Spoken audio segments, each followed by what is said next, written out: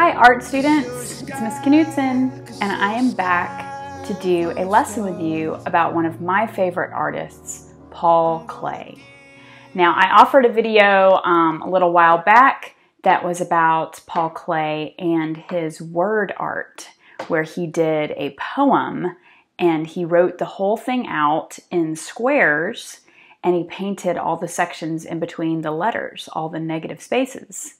That was a beautiful result, and I would like to try today to do another Paul Klee influence lesson with you guys. So as we look at some images of Paul Klee's work, we are going to do a lesson today that is influenced by his castle pieces. So let's take a look at some of Paul Klee's work, and then we will start a lesson based on these beautiful examples. Paul Klee was an abstract expressionist.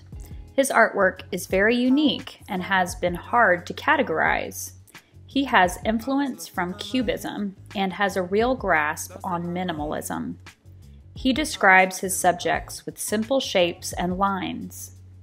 His work is quite whimsical. You can really see a story or a poem pairing well with his artwork. His use of color is also very playful. As we work on our castle project today, let's keep our shapes simple, our lines clean, and our colors playful.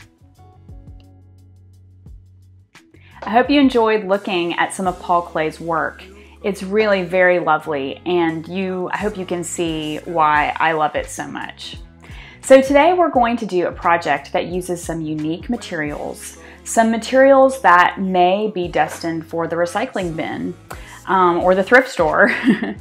So for today's project, you're going to need some sort of printed piece of paper, and I used old book pages, okay? So I had a copy of Little House on the Prairie that fell apart, and instead of getting rid of such a treasured book, I thought I would create some lovely artwork on it.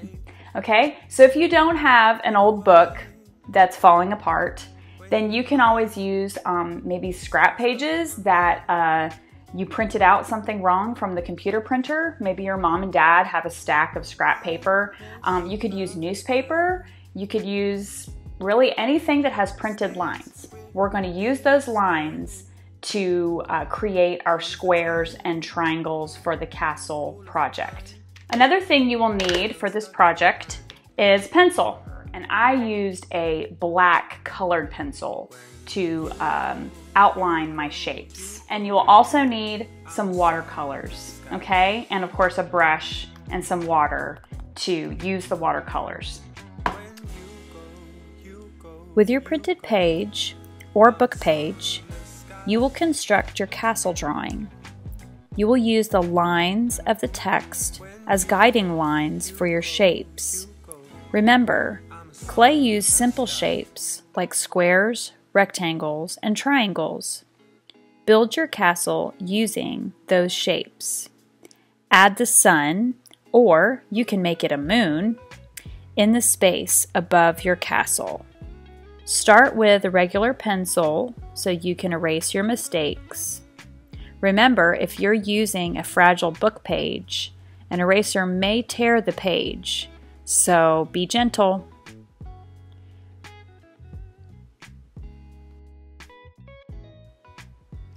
Follow the lines of text as you draw, but feel free to make diagonal lines to make triangles.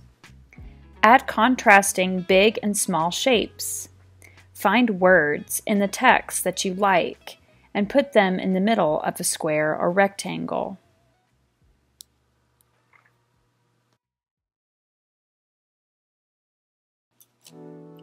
I've completed my initial drawing with a regular pencil, but I want my lines a bit darker.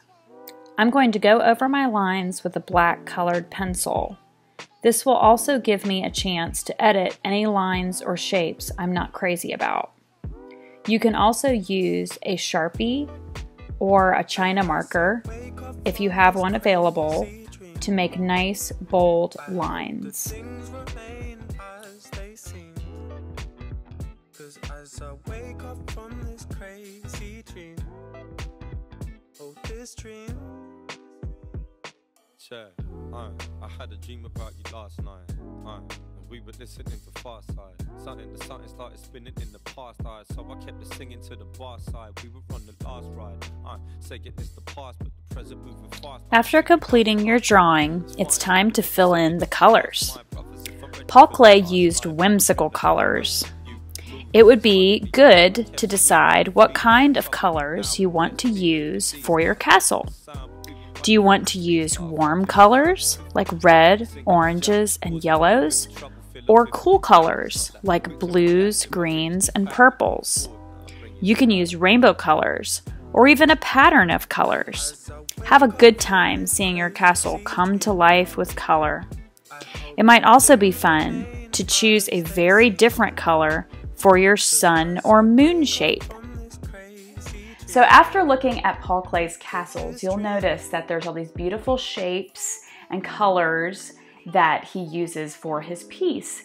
And that although you can tell it's a castle, it still is abstract, meaning it isn't a perfect, realistic representation of a castle. You can recognize what it is, but it looks different than the way a castle would look like in real life.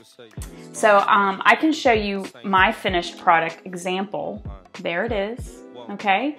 So some of the words that I highlighted, I just have the word and highlighted right there. And I've got chicken. I thought chicken was a fun one. All right. I hope you guys enjoyed this short and sweet lesson on Paul Klee's castle paintings. I hope you love trying your hand at his style of artwork. Make some of these and share them. I'd love to see your finished product. Find me on Facebook and share your artwork. Subscribe to my YouTube channel for further art lessons. I look forward to seeing you guys next time when we'll do another awesome art lesson. As I wake up from this crazy dream, oh, this dream.